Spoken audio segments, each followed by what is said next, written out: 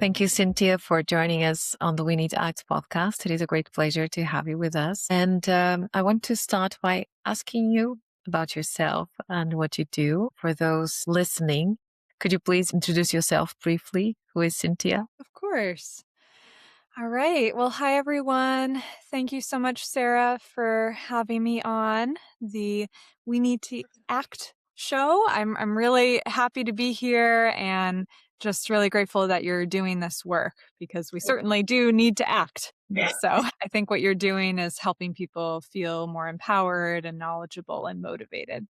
So, a bit about me. My work is focused on intentional community. I help people find communities to join, help people start communities, help people create more community wherever they're living right now. And for me, intentional communities are places that are rooted in shared values. So people come together with a common vision for a better future, a better world we can live in, shared values, ideas about how they may want to co-create a life together. And then they set out to do it. And I live myself in an intentional community here in Vermont in the United States. It's a small eco-village. We have about 8 households on 15 acres of land, big community garden, lots of kids who live here. It's wonderful. I'm looking outside right now. We have several feet of snow on the ground. We're in deep winter at the moment. And just yesterday, we had a community meeting. And afterwards, we got to do some sledding on a local hill. So many moments of joy and connection. And I come to this community after years of traveling to visit other intentional communities. I visited around 200 communities globally, all different sizes and shapes, urban, rural, eco-villages, co-housing communities, tiny house villages, everything in between. And I recently published a book, which you can see behind me. I also have a copy here because I'm thinking I might have some quotes from the book during our conversation. Yeah, thank you. Yeah, it's called Intentional Community: How to Choose Community Living for Better Housing, Health, and Happiness. And I have the book and a bunch of other resources on my website at communityfinders.com. And then the other big part of my work is running a travel company, actually taking people on trips to visit these communities.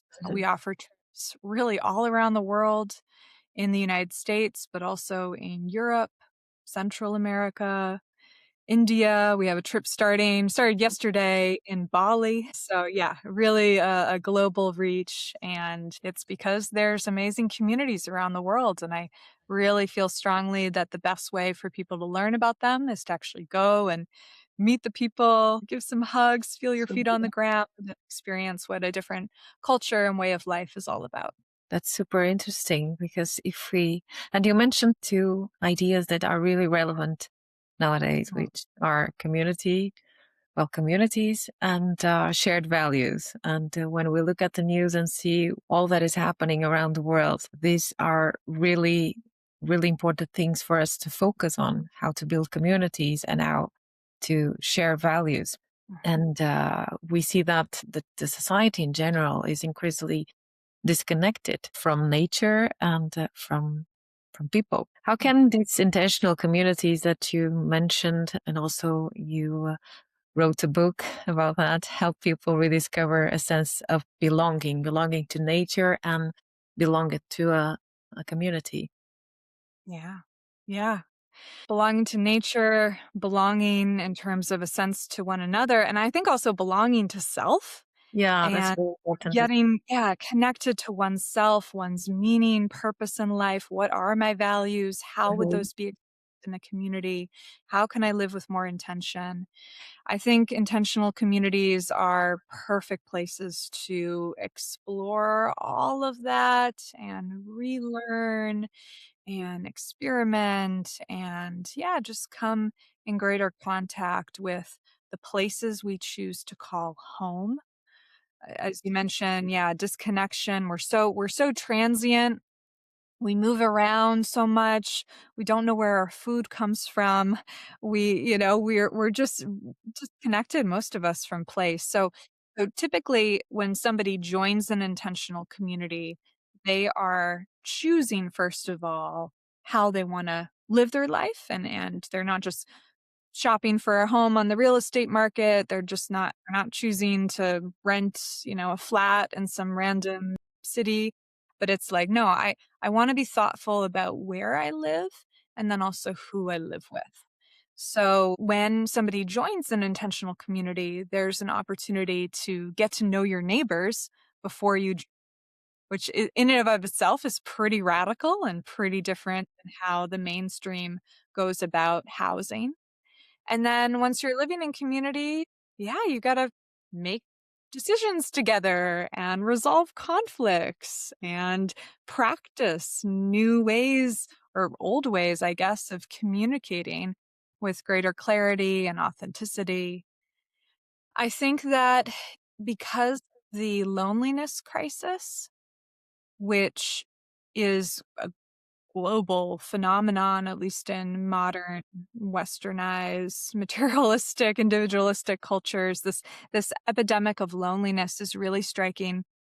I'll read you a little bit um, from the book. I have a quote here from the former U.S. Surgeon General, Dr. Murray, and he basically released this report in 2023, Our Epidemic of Loneliness and Isolation, really pinpointing loneliness not only as a health concern for our physical health and well being, but he also talks about how loneliness on the collective level is fueling division that's tearing civil society apart. Instead of coming together to take on the great challenges before us, we will further retreat into our corners, angry, sick, and alone. That's his fear. And I think we see it. We see it in civil discourse, in politics. People are living isolated lives in their own little houses and so rarely have opportunities to come together in person. That's more than just like the phone alone in your room, but actually not being with people in real life. And there's something so important about that for our well being and feeling like, yeah, we can talk to each other even when we disagree and begin to find common ground. So I think that's what intentional communities have to offer the wider world is in small little micro communities figuring out how to be people together in a shared place with shared responsibilities and holding diversity while also coming together. That's right. And you mentioned something that is happening today. So even when people come together, they are often using their cell phones. Right. Yeah. You see at a table as a restaurant, everyone with their cell phones or even at home. And well, they have to relearn how to live in a community, not just to stay in a community, but how to live in the sense of communion, you know. And I think that's really important. And do you think this intentional communities they can be a solution for this individualistic and materialistic society? Yeah. Certainly one solution or one part of the solution. Yeah, I don't think that everyone should up and move to an intentional community. That's Otherwise, how not it will become? Yeah, not realistic, not even ideal, but more so this idea of fostering community and thinking about these questions and developing more community or communitarian skills support you in developing closer relationships with the people around you, deeper, more authentic, more practical relationships. So, yeah, I think it is a solution. And I also think throughout history, we have seen examples of small groups breaking off from the mainstream and saying, actually, we don't agree with that, and forming subcultures, often around shared values, often developing into residential, place based intentional communities. And we are seeing a resurgence of that right now, where people are so out of alignment with what's happening in the mainstream and the dominant narrative, they're like, "No, we don't wanna do that way of life. We wanna do something else over here." hopefully be a model for how other people can do that themselves, or at least go and get inspiration from those places. What draws people to these intentional communities today? Is it like a ideal life stage for people to join, or you can join Yeah. at whatever age? Yeah, certainly any age. Okay. And a lot of the people I work with, because I do some community matchmaking work, helping people identify communities to join that are a good fit for them. And in that work, I see a huge diversity. I see young people coming out of college where they had maybe in university a shared community experience with a roommate in a college dorm, let's say, or in a shared flat. And they leave that setting and they come into normal life and they feel isolated. And they're like, no, I want to continue this community feeling. That's one example. I see a lot of families with young children or soon to be parents who want to raise kids in a village. We all know that expression, it takes a village. Village. Yeah, it takes a village, but yet so few grow up in a village these days. So I think a lot of parents want their kids to grow up in a community where they feel safe to play with other children and run outside and be supported by the other adults in the community.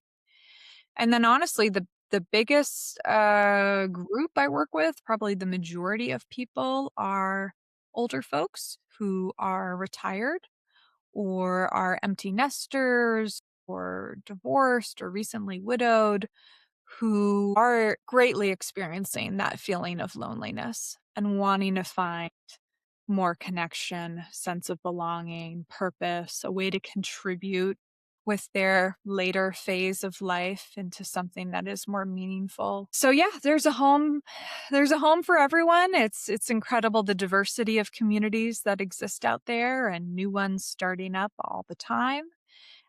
It's not to say that you have a fantasy for your community and it exists. Oftentimes it's about prioritizing what you want and doing your research to see what's out there, and then seeing where you can compromise, perhaps where you can bring something to a community if the community doesn't you're looking for already. And for some people, maybe even feeling that call to start a new community from the ground up. So yeah, it's a field that's ripe with opportunities, and I'm so excited that more people are discovering this as a option, like a viable option for them and their future. That's great. And I was thinking about myself as a mother and Yeah. recalling something that Travis Noah said, referring to the that idea that it takes a community to raise a child. And he mentioned that while, like, as we knew in the past, we used to have the help of a community to do everything, not just to raise a child. And nowadays we have to pay for everything that the community once did, right? We have to pay for babysitting. We have to pay for, well, pretty much everything. And well, I'm not that familiar with intentional communities. And, but I'm pretty sure that you can have everything there that will help you access all the things you need for your daily, regular life. Yeah, it depends on the community and the size and the scale and how established it is, and also the focus of the community itself. Um, Certainly, most communities aren't like bubbles of mini societies off there in the woods. They are really connected to the broader systems. But yeah, like you said, the difference is that there is a community there to support you through these different stages. And it's not a commodity. It's not like I need to pay for, well, I don't have kids, but I have a cat. And I left on a trip. I just got back from Costa Rica. We did a Costa Rica eco-village tour. And while I was away, my neighbor was able to take care of my cat and take care of my home and keep it warm. And it's not like a transactional service to go on an app and find a stranger and pay them to do this. This is this is my good friend and neighbor. And that's a way in which we are decommodifying community and bringing it back to just the more, um, how to say, like, intrinsic nature of what happens when people come together in place and with shared intention. I think there's a natural, as we are able, a natural calling or desire to contribute and support one another and to be supported as we may need. So places of care, Yeah. empathy, solidarity as well, and love, as I see, also love for one another, on oneself. And because I have this idea that these places are seen as something for hipsters. Do you think it is changing, this idea? Yeah, yeah. Hipsters, hippies. Yeah, yeah. Yeah, absolutely. There's a lot of that stereotype, which comes mostly from the 60s and the 70s of hippies returning to the land and viewed very much as yeah, like unsavory, not something, yeah, you would want to get involved with necessarily unless you really want to be radical.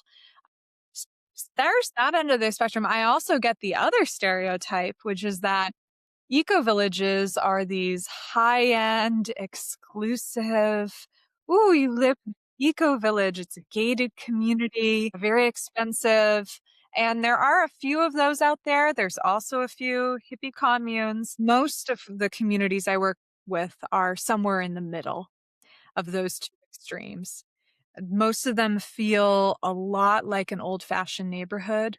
A lot of them you visit, and you may not even necessarily pick up right away that it is a more intentional community. And like I said before, all kinds of people, all types of communities. It really is a mix and diversity of what's out there. Okay, is it really expensive? What are the requirements for someone to join? It really depends.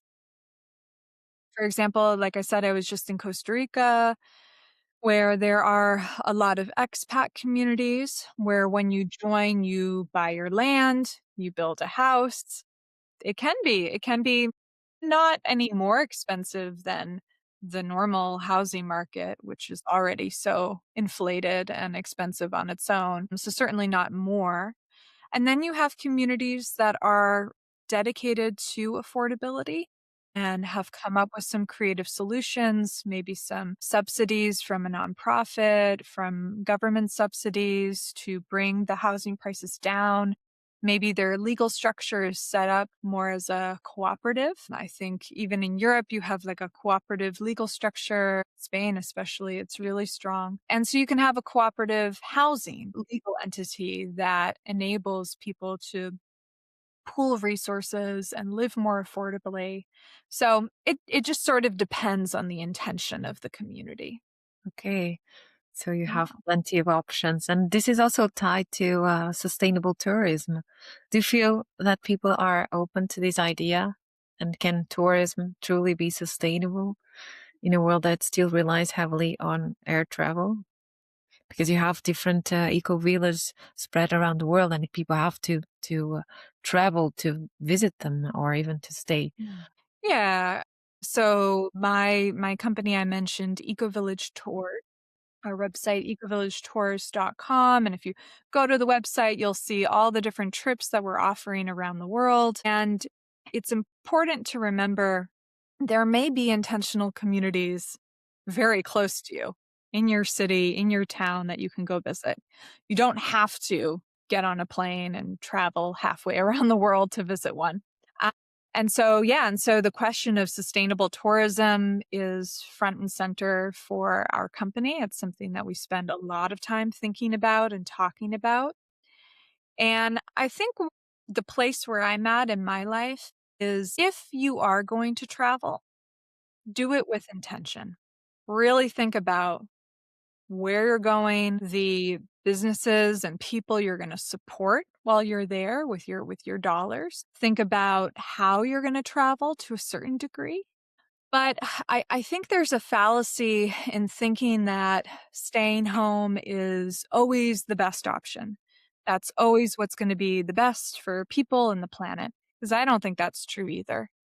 I think sometimes when we leave home and we immerse ourselves in a different culture, we meet new people face to face, we support sometimes these communities that are really depending on outsiders coming and visiting to support them financially, but also support the work that they're doing. All of that can have so much value that outweighs whatever, just logically calculating the carbon emissions and this, because we never know. We never know the true outcome or consequences of our actions. We just don't. You could go on a trip to visit communities and be so inspired and gain so much knowledge that that gives you exactly what you need to come home and start a new eco village, for example. Or you take something from your home and you go and meet somebody in and that forms that kind of connection. That's exactly what that person needs to take the next step on their journey. So, we do the best we can. I think in terms of the air travel conversation, I think that uh, the passengers traveling is really small potatoes compared to industry as a whole and the emissions and environmental degradation around all that. We don't do carbon offsetting as a company, which is, a program where you um, donate the carbon that you emitted through your air travel to a reforestation project. Instead, we encourage people to donate and give directly to the communities that we visit. Most of them are doing reforestation efforts directly in their location. So it's not a monoculture massive scheme that a lot of these carbon credit schemes are. It's just like, planting trees. It's not actually a relationship with place. So we're really proud of the work that we do and the ways we're able to support these communities that I think on the balance are tremendously helping to restore ecosystems worldwide. Yeah, you're right. Probably it is the best option. It is to support local communities because carbon offsetting is not linear. It's something that there's a lot of debates around carbon offsetting. I don't really believe in carbon offsetting the way it is right now, but I think it's investing in communities, investing in localization. And I was remembering a conversation I had with Ellen Norbert Gotch. Probably you know her. Yes. So I think we have to go back to learn the old ways, but also to learn with the local communities and to have these smaller practices, agricultural practices, and learn how things used to grow. Yes. So it seems lovely, and I feel inclined to participate in one. Absolutely. Yes. Yes. Like I mentioned, we have a trip in Portugal. It'd be great to. Let's see what happens. Can you tell us more about that project, that Eco Village project, and also how you support these local communities and sustainability on the ground? Yeah. Do you mean the community where I live or Ecovillage Tours? So how do you support Yeah. these local communities where you have this network of Eco Village around the world?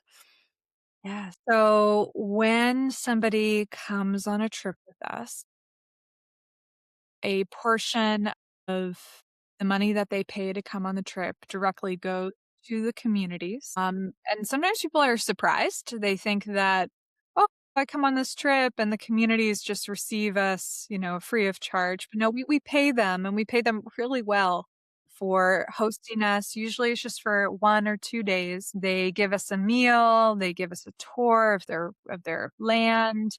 We get to go inside of the homes, meet a lot of the different residents. And oftentimes we also do some type of workshop. Sometimes it's a service project. It could be preparing a meal. It could be planting something in the garden or weeding in the garden or helping with a construction project, whatever it may be. And sometimes communities are looking for that kind of like actual physical help to do things there. But honestly, more often they are looking for the financial support. Often they have people there who are very skilled and capable of creating the community, but it's often the monetary compensation that is really, yeah, very practically supporting them. And then we document the journey as much as we can, and we shout it from the rooftops, we share it on social media, we create all kinds of beautiful content. You know, go to our social media pages, you can see videos and stories and photos, and so we try as much as possible to bring along the people who couldn't be there in person, but still wanna be part of the journey and learn about these places and learn what's happening. And, very often, participants who come on our trips, at least 1 or 2 eventually end up moving into a community that they visited on the tour. So that's always amazing to help people find their home and help the communities also find more people to join when it's a good alignment.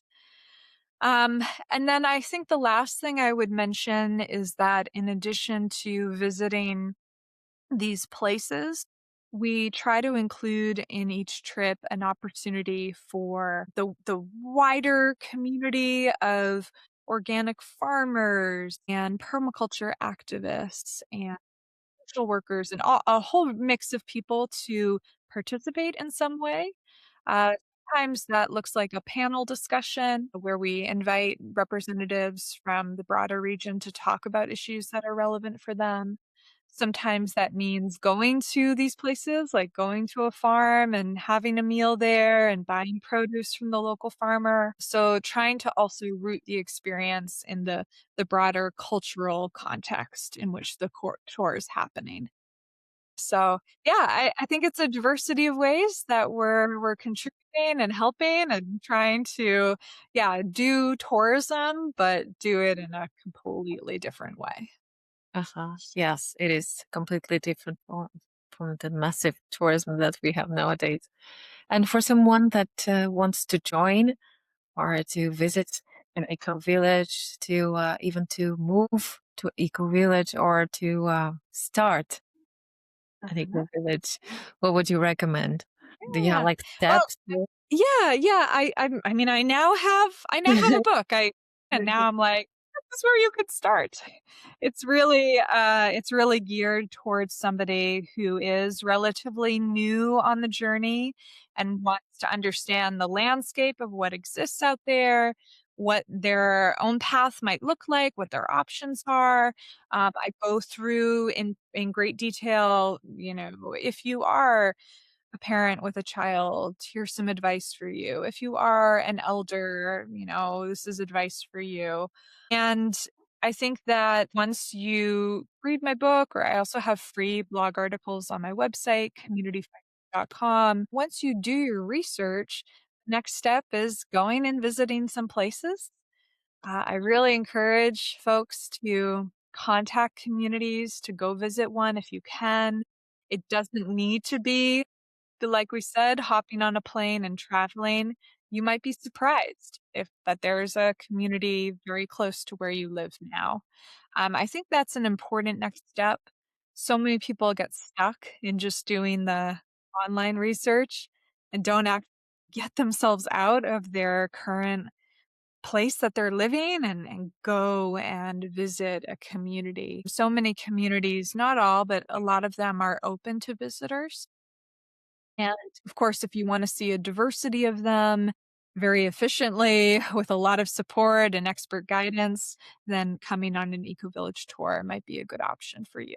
Oh, that's great. And it has been a really interesting conversation. Thank you for your time. And do you have any final message you would like to leave with our listeners?